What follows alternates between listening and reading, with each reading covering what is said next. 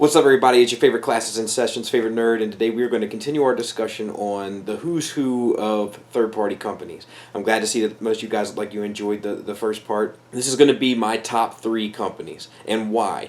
Now, I just want to say a couple things. First of all, last video I said that the Huffer was KFC. It's actually X-Transbots. Even I get confused. Don't worry about it. Secondly, these aren't all the third-party companies. There's some companies I've never messed with. There's some companies I'm under time constrictions. The first one was a half hour, right? So I just kind of chose kind of a wide swath to choose from.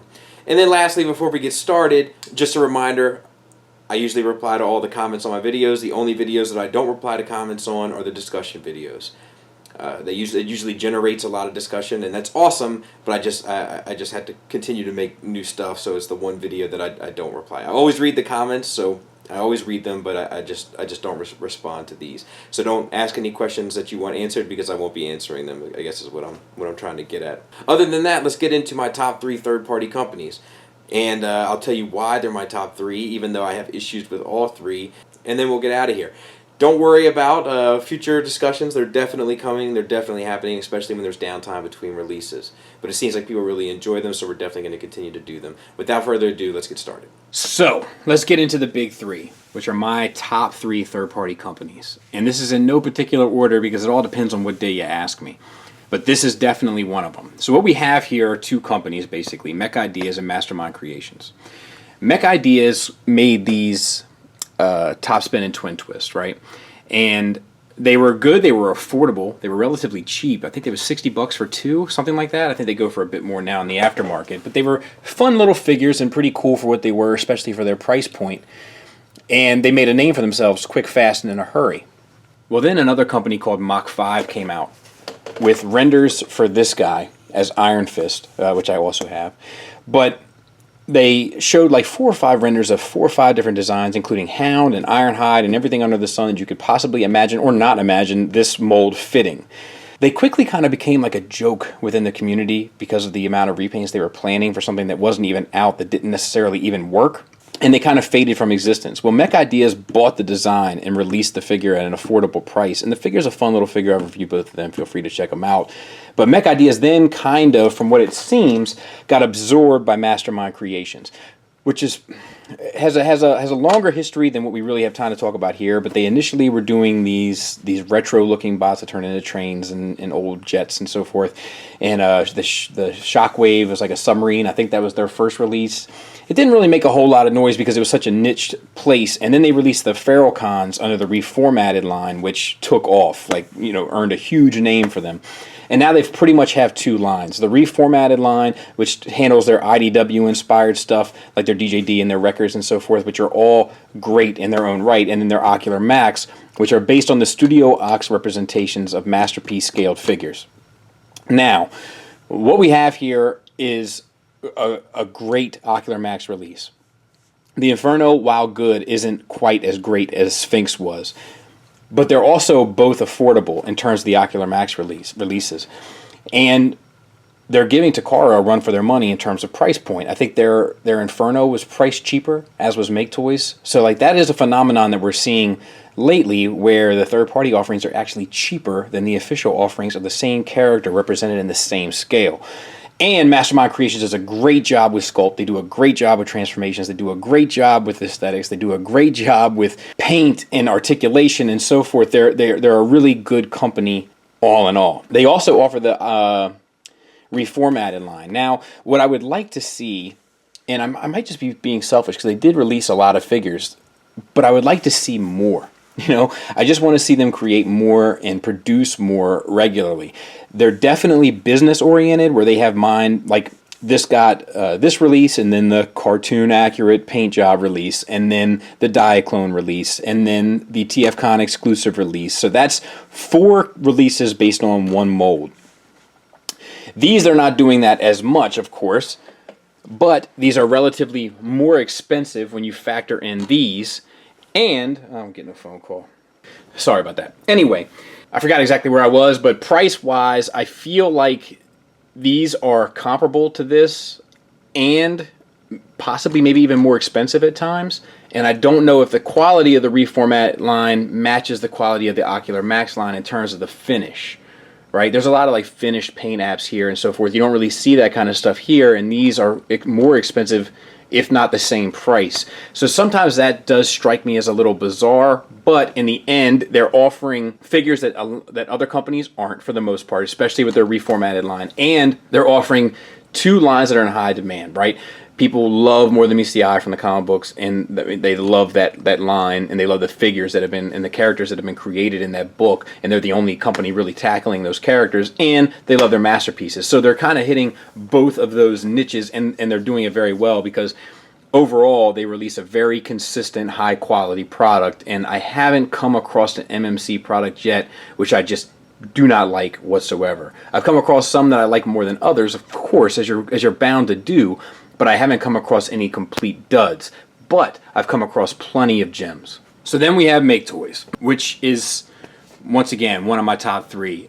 These, between them and Mastermind Creation and Fans Toys, like I said, it depends on the day. It depends on what toy I got most recently. Like, this company is incredibly consistent, and they're constantly improving, and that's really the kind of silver lining to them.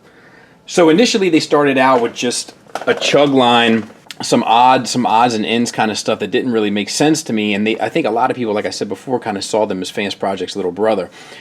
What they made their first kind of impact in was their Green Giant, which was their Devastator, and it was in their chug scale. And they've kind of continued to go about that, like they have this here, and their chug line is cool, but I'm not really a chug collector. But it is very stylized. It's also very consistent across the board with their own design, so it all seems like it's a part of the same world. It's all relatively the same quality, and it's all relatively good. The problem, which is a problem that plagues Make Toys kind of across the board, has been their transformations, and that thin line between complex and frustrating. That's where they struggle, and we'll talk more about that as we go. So then they have, also in their Chug-esque scale, are their IDW representations. Now they did this guy, Tailgate, and Swerve, and I'll tell you, they're two of my favorite figures in my collection. Like, they find a way to nail the character. Like, the character bleeds through in the sculpts when they do this IDW inspired stuff, and I hope they continue to do more. I haven't heard anything about it, but I hope they continue to do more. So that's what they have been known for, those two things. Now, their two most recent lines are their Cross Dimension line, which is kind of an update on their Chug line, and their Remastered series, which is their Masterpiece line. Let's talk about it. So their Masterpiece stuff, they have this one, and they have Hardhead, they have Megatron dropping any day now, and then they have other ones planned that we've seen, right? Very good stuff, Gundog and the Reflector. The thing about Make Toys, though, that I think we've all come to expect is they like to do their own thing. They don't like to stay slavish to design. So I think it's going to be hard if you're going for a Masterpiece shelf that's entirely 100% inspired by what you saw on the screen, which, let's admit, isn't always good. It's going to be hard to scratch that itch with Make Toys because they definitely add their own twist on their designs. You can see that probably most of all with their Reflector, and probably not so much with their other stuff. But it still bleeds through their own little spin on stuff, which I personally think is cool, but I know is not for everyone. However, their Masterpiece line is improving. It's improving with each release that I have seen. The materials are great. It feels heavy. The paint is well applied. I could use more, but it is well applied. It's smooth. I love the aesthetics. I love the look. I like a little bit of style with my Masterpiece. I don't need it to look 100%. I'm okay with like an 80-20 split, which is where I kind of feel their Chrome Dome is and their Hardhead. But they are a tremendous player in the Masterpiece game. They are a heavy hitter. Don't think for a second that they're not. They make a product that is on par, if not better, than any other contender, and I do mean any when it comes to Masterpiece-styled figures. The problem is with their Masterpieces, and some more than others, is that line that we talked about with transformations. This is one of the most frustrating in my opinion, just a matter of getting everything to line up quite right. Now, what it does lend itself to is a very good looking bot and a very good looking car. The problem is getting to and from is challenging. It's challenging, and it's not challenging in a fun way, especially with this guy. It's challenging in a frustrating way. And that's that je ne sais quoi, right? Like that's that hard walk to balance. It's hard to make it so that it's rewarding and challenging and makes you put your thinking cap on a little bit, but at the same time is a fun experience at the end of the day.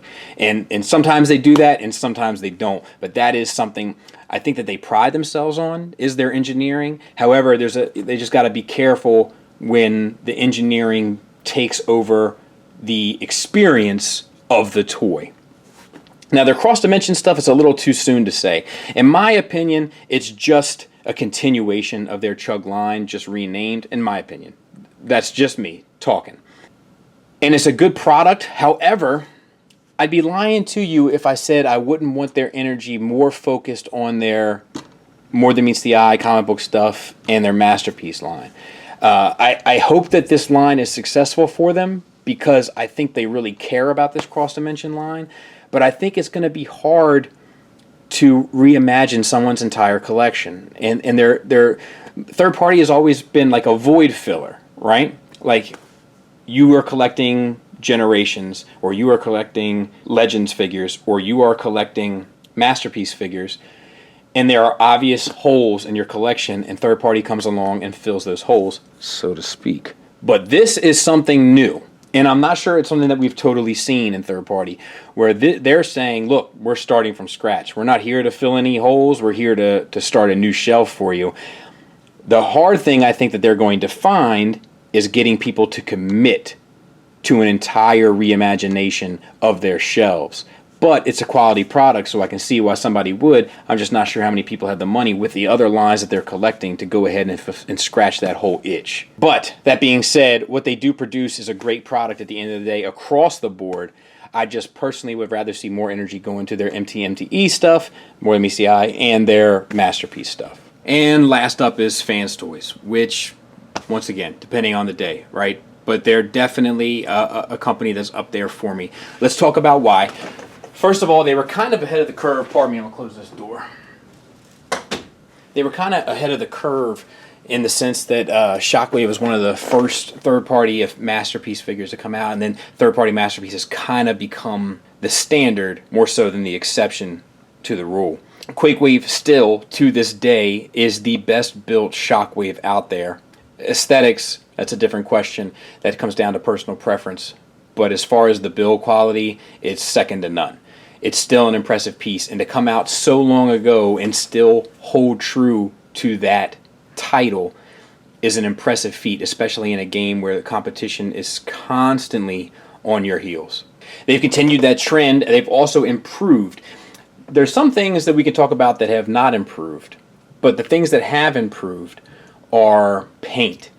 You can see on the Shockwave there, it's very minimal paint. You can see on the Hound, it's got paint all over the place. So they've definitely added more paint. They've definitely stepped their paint up.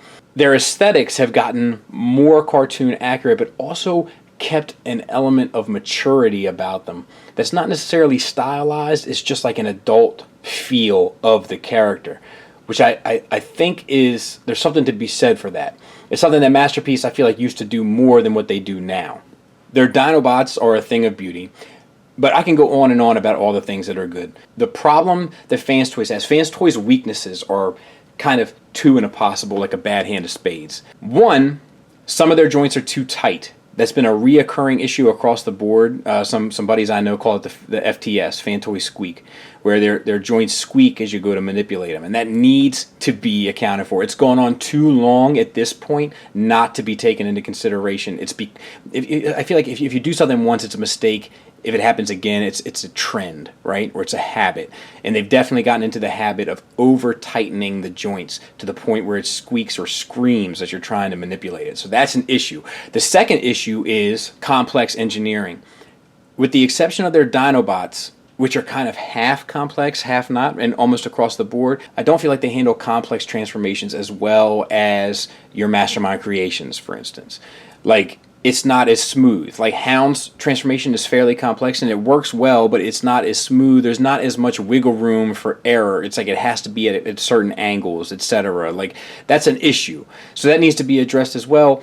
I think that they lend themselves, like, I think that their look, I think that their design, I think that their brand lends itself to a more straightforward, easier transformation. I think that they should work on characters that provide as such, that are more prone to have a simpler transformation. And lastly, of late, they have not been inspiring.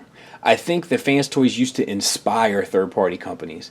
They used to lead. And now it seems like they're starting to follow. They're releasing their renders after other companies have released theirs. Some people say that's a bully tactic. I don't agree with that. I think to acknowledge that it's a bully tactic just acknowledges that Fans Toys has a product that probably is superior. Because plenty of companies release their renders after other companies have announced theirs and nobody says a word. And the reason why is because there's probably equal competition there. But when Fans Toys does it, a lot of people are going to jump ship. So it's just an acknowledgement of their product. But personally, from a personal perspective, I don't want to see Fans Toys follow the leader. I want Fans Toys to try to be more of a leader. I want them to put their own product out and stand behind it with confidence.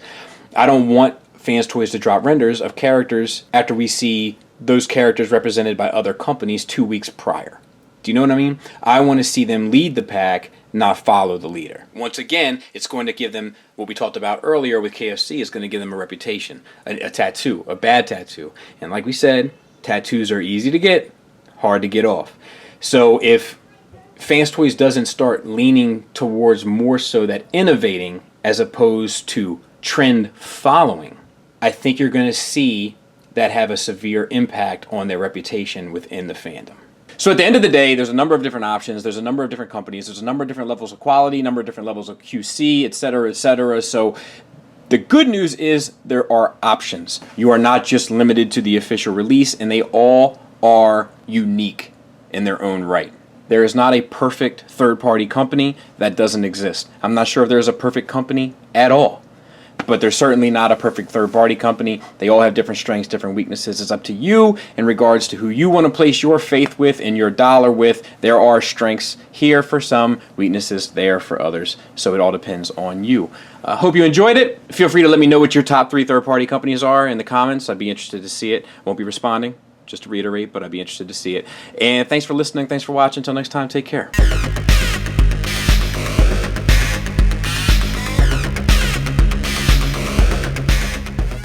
Well, then another company called Rock